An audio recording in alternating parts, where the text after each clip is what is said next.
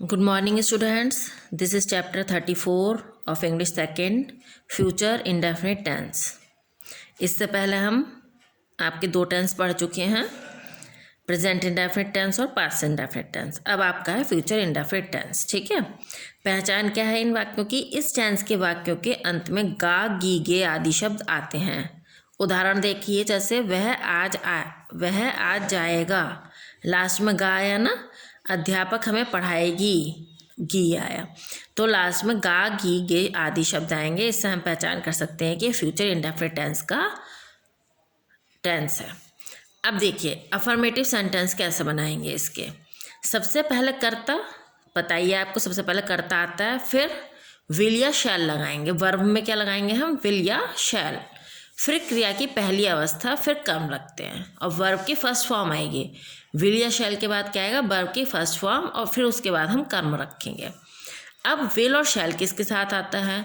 आई और वी के साथ तो आपका शैल आता है, और बाकी he she it I we you, sorry I we को छोड़कर यू दे, सिंगुलर प्लूरल मतलब कुछ भी होगा, सबके साथ विल आएगा।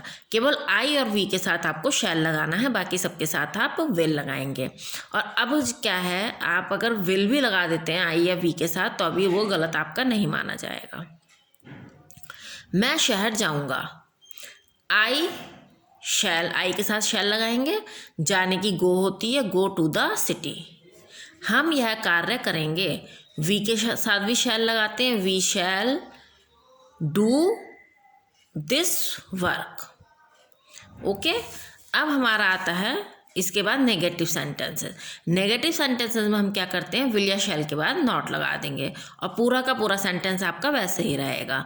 जैसे अध्यापक हमें नहीं पढ़ाएगा, अध्यापक की होती है टीचर, तो द टीचर, टीचर के साथ विल आएगा, द टीचर विल और नॉट लग जाएगा, फिर नॉट, और पढ़ाने की होती है टीच, और फिर हमें की भी लगाएंगे अस, तो the teacher will not teach us. मेरा भाई पत्र नहीं लिखेगा, my brother will not write a letter.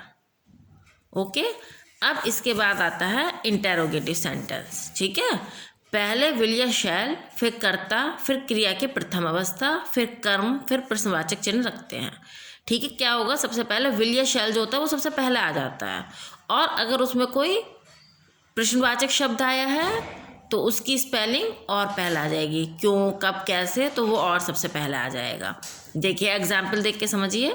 क्या रोहित पतंग उड़ाएगा, तो रोहित के साथ विल लगाएंगे तो विल सबसे पहले आ जाएगा, will Rohit fly a kite.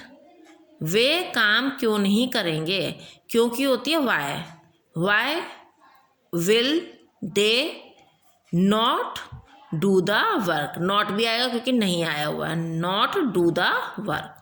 ठीक है बेटा, अब इसके बाद आपका आता है chapter number 35, present continuous tense. ठीक है, इन वाक्यों की पहचान देखिए। इस टेंस के वाक्यों के अंत में रहा है, रही है, रहे हैं, रही हूँ, रहा हूँ आदि शब्द आते हैं। जैसा एग्जाम्पल देखिए, मैं खाना खा रहा हूँ आया, मोहित विद्यालय जा रहा है आया।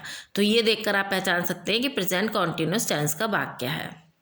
अब इन्हें बनाएंगे कैसे? सबसे पहले अफर्मेटिव आता है, सबसे पहले कर्ता आएगा, फिर इज आर एम आएगा, और फिर वर्ब की फर्स्ट फॉर्म में हम आई एन जी लगाएंगे। जैसे गो है तो गोइंग हो जाएगा, कम है तो कमिंग हो जाएगा, फिर उसके बाद कर्म रखते हैं। वीर बाजार जा रहा है, वीर के साथ इज आएगा, वीर इज गोइंग, गो के साथ गो में आई एन जी लग जाएगा, going to the market. Is आ रहा है, आप लोगों को पता ही है, और नहीं तो एक बार हम फिर से बता देते हैं। ही शी इट और एक वचन के साथ तो इज आता है, आई के साथ एम आता है, एम केवल आई के साथ आएगा, वी यू दे और बहुवचन के साथ आपका आर आएगा। अब इसके नेगेटिव में क्या करते हैं? नेगेटिव में क्या करेंगे? इज आर एम के बाद नॉट लग जाएगा, बाकी सेंटेंस आपका वैसे ही रहेगा जैसा आपने अफर्मेटिव बनाया है। उसके बाद आपका आता है इंटेरोगेटिव। इंटेरोगेटिव में इज आर एम पहले आ जाएगा, और अगर कोई उसके बीच में वाई, वॉट ये शब्द आए हुए हैं तो वो और पहले आ जाएंगे। ठीक है, ये आपके चैप्टर 35 की भी मैंने आपको समझा दिया है। इसका काम आपको भेजा जाएगा, वो आप अपने कर लीजिएगा बुक में।